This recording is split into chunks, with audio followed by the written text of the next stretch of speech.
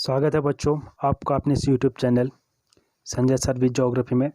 जैसा कि हमारा टॉपिक चल रहा है जल संसाधन। जल संसाधन में हम मुख्यतः पढ़ चुके हैं। जल संसाधन में भौम जल क्या होता है और उसके साथ धरातली जल क्या होता है, लैगून क्या होता है, इन चीज़ों के बारे में हम संपूर्ण अध्ययन कर चुके हैं। आज का जो हमारा नेक्स्ट टॉपिक है बच्चों वह है जल की मांग और उपयोग। जल की मांग और उपयोग में थोड़ा देख लेते हैं इसकी क्या महत्वपूर्ण भूमिका है। जल की मांग और उपयोग, इसमें हम सीधे नीचे से पढ़ते हैं। इसमें हम पढ़ना शुरू करते हैं बच्चों। जैसे कि पारंपरिक रूप से भारत एक कृषि प्रधान अर्थव्यवस्था है और इसकी जनसंख्या का लगभग 2/3 भाग कृषि पर निर्भर है। जैसे कि मैं इसके पहले आपको बता चुका हूँ, कृषि संबंधी जो भी गतिविधियाँ आती भारत में वो संपूर्ण मैं इसकी चर्चा कर चुका हूँ। इसलिए पंचवर्षीय योजना में कृषि उत्पादन को बढ़ाने के लिए सिंचाई के विकास को एक अति उच्च प्राथमिकता प्रदान की गई। यानी जो पंचवर्षीय योजना थी उसमें जो मुख्य एजेंडा था कृषि संबंधी था, कृषि का विकास करने संबंधी था।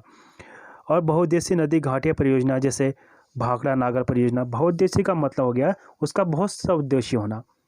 जैसे कोई हमने बहुत बड़ा बांध बना रखा है, उसमें क्या हो सकता है, पर्यटन का जो विकास करना हो सकता है, मत्स्य पालन करना हो सकता है, उसके साथ साथ वहाँ में नाव वगैरह चलाना हो सकता है, उससे नहरें काट के अलग से सिंचाई के लिए व्यवस्था की जा सकती है।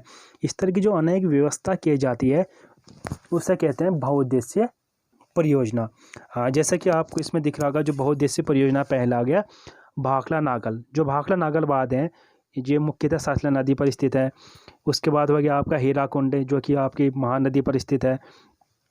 फिर हो गया दामोदर घाट, हो गया नागार्जुन, हो गया जो नागार्जुन सागर है वो कृष्णा नदी पर स्थित है।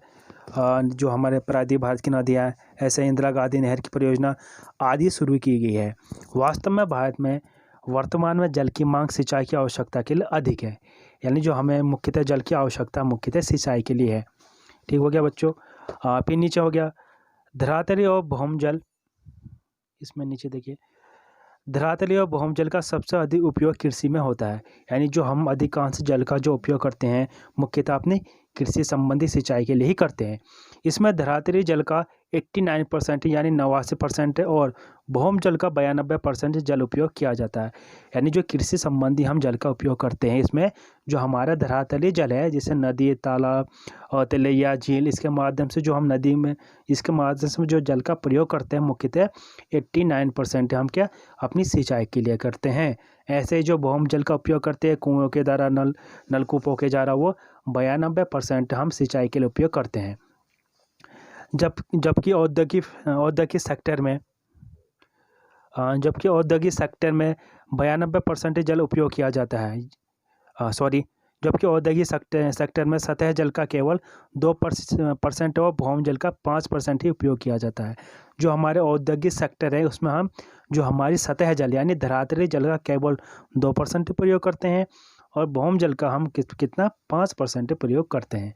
और कृषि में हम धरातली जल का 89% प्रयोग करते हैं और भौम जल का 92% प्रयोग करते हैं। यहाँ से इन चीज़ों को आप बच्चों लिख लीजिएगा नोट्स के रूप में, क्योंकि यहाँ से पूछा जा सकता है कि औद्योगिक सेक्टर में हम भौम जल का या सतह जल का, धरातली जल का कितना % प्रयोग करते हैं। फिर हो गया नीचे घरेलू सेक्टर में धरातली जल का उपयोग भौम जल की तुलना में अधिक है। यानी जो हमारे घरेलू सेक्टर में अधिकांश जो हम प्रयोग करते हैं धरातली जल का उपयोग भौम जल की तुलना में अधिक करते हैं। यानी हम धरातली जल का उपयोग ज़्यादा करते हैं। जैसे नदियाँ जो आती है उसे उसमें हम मुख्यतः जैसे तालाब का प्रयोग करते हैं, नलों का प्रयोग करते हैं पीने योग्य पानी के लिए। इस तरह का जो जल का उपयोग करते हैं हम भौम जल की अपेक्षा 9% अधिक करते हैं। कुल जल उपयोग में कृषि सेक्टर का भाग दूसरे सेक्टर से अधिक है। फिर भी भविष्य में विकास के साथ साथ देश में औद्योगिक और घरेलू सेक्टर में जल का उपयोग बढ़ने की संभावना है। यानी जो जल की मांग का उपयोग है, कहने का आशय मुख्यतः आपको ये चीज़ें ध्यान रखनी है। इसमें मैं आपको हेडलाइट कर देता हूँ कि आपको मुख्यतः पढ़ना क्या है। जो मैंने इसमें हेडलाइट कर रखा आप इसको ध्यान दीजिएगा। इसमें आपसे पूछा जा सकता है जो भौम जल का उपयोग कृषि के लिए कितना किया जाता है और आपके लिए औद्योगिक सेक्टर के लिए कितना किया जाता है और घरेलू उपयोग के लिए कितना किया जा सकता है। बस आपको इस चीज़ को ध्यान रखिएगा। अब नेक्स्ट हो गया सिंचाई के लिए जल की मांग। अब जो सिंचाई के लिए जल की मांग है उसमें क्या क्या है इसको देख लेते हैं। इसमें है कृषि में जल का उपयोग मुख्य रूप से सिंचाई के लिए होता है। ये को आप ठीक है। देश में वर्षा के स्थानिक सामयिक परिवर्तन के कारण सिंचाई की आवश्यकता होती है। देश का अधिकांश भाग वर्षा विहीन और सूखाग्रस्त हैं। जैसे जो हमारे देश का अधिकांश भाग है वहाँ पर ना तो ज़्यादा वर्षा होती है और वहाँ पर अधिकांश सूखा वाला क्षेत्र है। अब वो क्षेत्र कौन कौन सा है उसको देखते हैं। जैसे हो गया उत्तर पश्चिम भारत, जो हमारा राजस्थान वाला क्षेत्र हो गया, और कुछ हरियाणा का पश्चिमी क्षेत्र हो गया, ठीक, पंजाब का पश्चिमी क्षेत्र हो गया। ये वाले जो क्षेत्र है अधिकांश यहाँ पर सूखाग्रस्त क्षेत्र है क्योंकि यहाँ पर वर्षा नहीं होती है। और जो आपको पता है राजस्थान तो पूर्णतः मरुस्थलीय क्षेत्र है जहाँ की बहुत ही कम वर्षा होती है, वो पूर्णतः सूखाग्रस्त क्षेत्र है। उसके बाद दक्कन का पठार इसके अंतर्गत आते हैं, जो कि हमारे जो प्रायद्वीप भारत है, दक्कन का पठार है, यहाँ भी क्या होता है बहुत ही सूखा वाला क्षेत्र है। यहाँ भी क्योंकि इस वाले क्षेत्र में ना तो आप कुएँ खोद सकते हो, ना आपके पास अन्य उपकरण है, क्योंकि जो यहाँ की चट्टानें काफ़ी कठोर है, इस वजह से यहाँ पर कुएँ वगैरह नहीं खोदे जा सकते हैं। और राजस्थान वाला क्षेत्र क्या पूर्णतः मरुस्थलीय क्षेत्र है, पूर्णतः दलदली क्षेत्र है, पूर्णतः मरुस्थल से निर्मित क्षेत्र है, जिसके माध्यम से आप वहाँ भी कुएँ नहीं खोद सकते। इसलिए इन वाले क्षेत्र में वर्ष भर क्या सूखाग्रस्त होता है और यहाँ पर कोई भी अन्न या खाद्यान्न उत्पादन हम नहीं कर सकते हैं। उसके साथ साथ इस वाले क्षेत्र में जनसंख्या काफ़ी विहीन होती है, यानी जनसंख्या नहीं होती, क्योंकि यहाँ पर रहने के लिए मनुष्य के लिए काफ़ी प्रतिकूल है, उसके अनुकूल नहीं है जलवायु। इस वजह से जलवायु प्रतिकूल होने के कारण यहाँ लोगों का बसावट भी कम है। फिर है नीचे, देश के अधिकांश भागों में शीत व ग्रीष्म ऋतु में न्यूनाधिक शुष्कता पाई जाती है, इसलिए शुष्क ऋतुओं में बिना सिंचाई के खेती करना कठिन होता है। यानी जहाँ पर शुष्क क्षेत्र है वहाँ पर आप मुख्यतः वर्षा पर ही निर्भर नहीं रह सकते हैं, तो सिंचाई करना वहाँ पर कठिन इसलिए हो जाता है क्योंकि वहाँ पर आपके पास कोई ना कुएँ की ऐसी व्यवस्था है, ना नल है, ना कोई तालाब है, ना तलैया है। इस वजह से वहाँ पर क्या हो जाता है, सिंचाई की जो साधन है और सिंचाई संबंधी समस्या काफ़ी कठिनाई होती है इस माध्यम से। पर्याप्त मात्रा में वर्षा वाले क्षेत्र जैसे पश्चिम, ये नदी बेसिन वाला क्षेत्र बच्चों आप एक बार इसको देख लीजिए। वैसे हम पढ़ चुके हैं कक्षा 11th के, उसमें मैंने बहुत डिटेल में पढ़ाया था, लेकिन आप एक बार इस मैप को देख लीजिएगा, इसमें आपको पूर्णतः डिटेल में मिल जाएगी कौन सी नदी का उद्गम कहाँ है, उसका कहाँ पर वो गिर रही है, ठीक, ये सब आपको यहाँ पर दिख जाएगा। हम अपने टॉपिक में आते सीधे। फिर है बंगाल और बिहार, जैसे बंगाल और बिहार में भी मानसून के मौसम में अवर्षा अथवा इसकी असफलता सूखा जैसी स्थिति उत्पन्न कर देती है। यानी बंगाल और जो बिहार वाला क्षेत्र है वहाँ भी क्या होता है, अगर मानसून नहीं आता तो वहाँ भी जो हमारी कृषि योग्य भूमि है वो काफ़ी शुष्क हो जाती है, यानी वहाँ पर सूखा पड़ जाता है, जो कृषि के लिए काफ़ी हानिकारक है। कुछ फसलों के लिए जल की कमी सिंचाई की आवश्यकता बन जाती है। कुछ ऐसी फसलें जो जल की कमी है सिंचाई की आवश्यकता बन जाती है। जैसे उदाहरण के लिए चावल, गन्ना, जूट आदि के लिए अत्यधिक जल की आवश्यकता होती है, जो केवल सिंचाई द्वारा ही संभव है। जैसे कि आपने कृषि में पढ़ा था, आपको मैंने 3 प्रकार की फसल ऋतु पढ़ाई थी, रबी की, जायद की और खरीफ की। जो यहाँ पर चावल, गन्ना, जूट है मुख्यतः खरीफ की फसल है, और खरीफ की फसल के बारे में मैंने आपको बताया था मानसून के आगमन पर इस फसल को बोया जाता है, क्योंकि इन फसलों के लिए काफ़ी जल की आवश्यकता होती है, इसलिए इसकी सिंचाई हमें बार बार करनी पड़ती है, जिसके कारण कि यहाँ पर हमें जल की मात्रा काफ़ी देखने को मिलती है इन वाले खाद्यान्न फसलों में, इसलिए यहाँ पर जल की आपूर्ति बहुत ज़्यादा होती है। फिर ये नीचे सिंचाई की व्यवस्था, सीधे नीचे पढ़ते बच्चों, अब इसमें ज़्यादा कुछ नहीं, थोड़ा पढ़ लेते हैं, वैसे ज़्यादा है नहीं, इसमें है वैसे सिंचाई की व्यवस्था बहुफसलीकरण को संभव बनाती है। जो बहुफसलीकरण है उससे क्या होता है, अगर सिंचाई आपके पास बहुत अच्छी है तो आप क्या एक ही स्थान पर कई फसलों को उगा सकते हो। बहुफसली यानी एक फसल से ज़्यादा फसल लगा सकते हो। ऐसा पाया गया है कि सिंचित भूमि की कृषि उत्पादकता असिंचित भूमि की अपेक्षा ज़्यादा होती है। ठीक है, ये तो बिल्कुल है, सिंचित भूमि की कृषि असिंचित भूमि की अपेक्षा ज़्यादा होती है। दूसरे फसलों की अधिक उपज देने वाली किस्मों के लिए आर्द्रता आपूर्ति नियमित रूप से आवश्यक है। यानी कोई भी हम अगर फसल बो रहे हैं तो वहाँ पर ज़मीन में आर्द्रता नमी होना आवश्यक है। फिर डायरेक्ट नीचे आते हैं हम, कृषि विकास की हरित क्रांति की रणनीति, यहाँ से पढ़ते हैं। जैसे जो हेडलाइट कर रखा हम इसको देखते हैं। पंजाब, हरियाणा और उत्तर प्रदेश में निवल बोए गए क्षेत्र का 85% भाग सिंचाई के अंतर्गत आता है। जो निवल बोए गए क्षेत्र, बच्चों इससे पहले आपने पढ़ा था, मैंने आपको समझाया था कि निवल क्षेत्र किसे कहते हैं, यानी निवल कृषि किसे कहते हैं। मैंने आपको बहुत अच्छी तरह समझाया था। यानी निवल बोया गया क्षेत्र वह क्षेत्र होता है जिसमें जिस भूमि पर फसलें उगाई और काटी जाती है। जिस भूमि में फसलें उगाई या काटी जाती है उससे कहते हैं निवल बोया गया क्षेत्र। ठीक हो गया बच्चों। यानी पंजाब, हरियाणा और पश्चिम उत्तर प्रदेश में निवल बोए गए क्षेत्र का 50% भाग सिंचाई के अंतर्गत आता है, ये कहने का तात्पर्य है। इन राज्यों में गेहूं और चावल मुख्य रूप से सिंचाई की सहायता से पैदा होते हैं। यानी जो गेहूं और चावल है मुख्यतः इन वाले राज्यों में सिंचाई के माध्यम से उसका उत्पादन होता है। अधिकांश इन क्षेत्र में जो गेहूं और चावल की जो खाद्यान्न की जो रोपाई की जाती है, खाद्यान्न का जो उत्पादन किया जाता है, खाद्यान्न को उत्पादन करने के लिए मुख्यतः सिंचाई की आवश्यकता होती है पंजाब, हरियाणा, उत्तर पश्चिमी प्रदेशों में। निवल सिंचित का 76.1% पंजाब में, 51.3% हरियाणा में कुओं और नलकूपों के द्वारा सिंचित किया जाता है। यानी जो अधिकांश पंजाब और हरियाणा में है जो निवल बोया गया क्षेत्र है, यानी इन क्षेत्र में अधिकांश 76.1% पंजाब में, 53.1% हरियाणा में कुओं और नलकूपों के माध्यम से ही सिंचाई की जाती है। इस पॉइंट को यहाँ से नोट डाउन कर लीजिएगा, काफ़ी इम्पोर्टेंट है। ठीक हो गया बच्चों। ये था हमारा जो टॉपिक था। अब इसके बाद जो हम नेक्स्ट टॉपिक पढ़ते हैं, टॉपिक था ये सिंचाई के लिए जल की मांग किस किस तरह से है, ये हमने देख लिया। और जो आज हमारा नेक्स्ट टॉपिक है वह है संभावित जल समस्या। जल समस्या क्या है उसके बारे में थोड़ा पढ़ेंगे। जल समस्या का मुख्य कारण क्या है। वैसे जल की प्राप्ति, व्यक्ति उपलब्धता, जनसंख्या बढ़ने के दिन प्रतिदिन कम होती जा रही है, उपलब्ध संसाधन, औद्योगिक, कृषि और घरेलू निष्करणों की प्रदूषिता होते जा रहा है और इस कारण उपयोगी जल संसाधन की उपलब्धता को सीमित की जा रही है। यानी जो संभावित जल है उसका मुख्य कारण क्या है।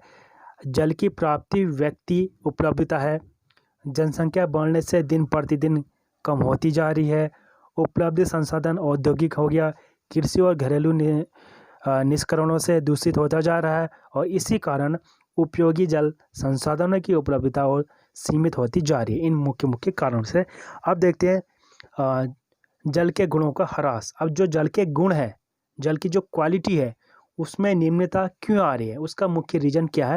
ये बहुत इंपॉर्टेंट टॉपिक है ये वाला, आप यहाँ से थोड़ा ध्यान दीजिए। तो शुरू करते हैं इसको।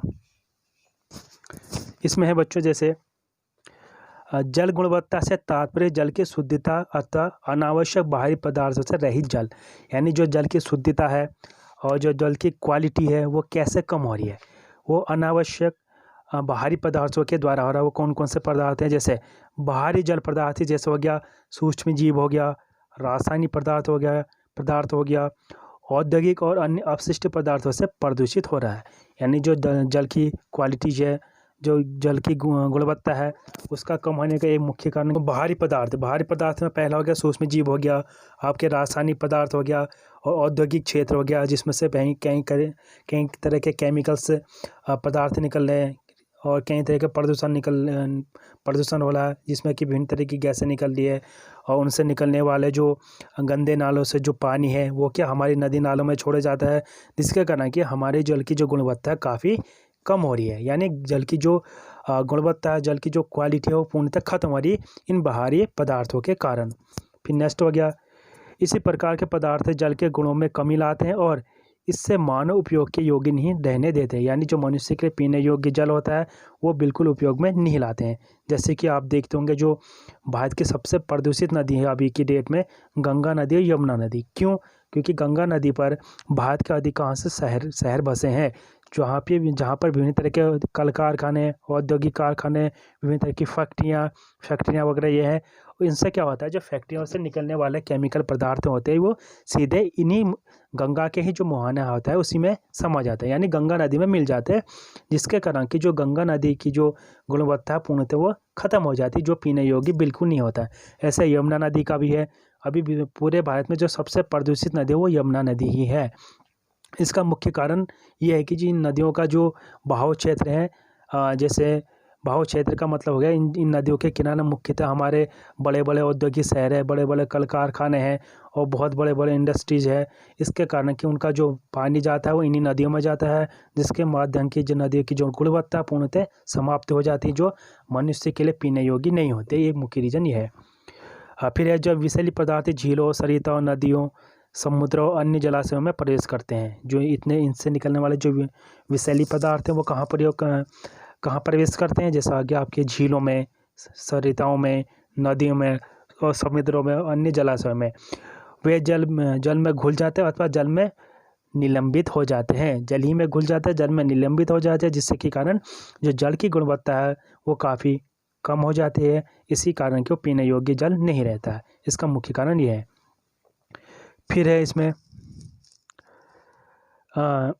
इसमें जल प्रदूषण बढ़ता है। ठीक, जल के गुणों में कमी आने लगती है, जल तंत्र हो गया प्रभावित होता है और कभी कभी प्रदूषण नीचे तक पहुंच जाता है और भौम जल को प्रदूषित करते हैं। यानी कभी कभी ऐसा होता है कि जो जहाँ से हम कुएँ वगैरह खोदते हैं हमारी ज़मीन तक ये जल पहुंच जाता है, प्रदूषित जल, जिसके कारण जो हम कुआँ वगैरह खोदते तो वहाँ से भी हमें प्रदूषित जल ही मिलता है। देश में गंगा, यमुना 2 अत्यधिक प्रदूषित नदियाँ हैं, जैसे कि आपको मैं बता चुका हूँ।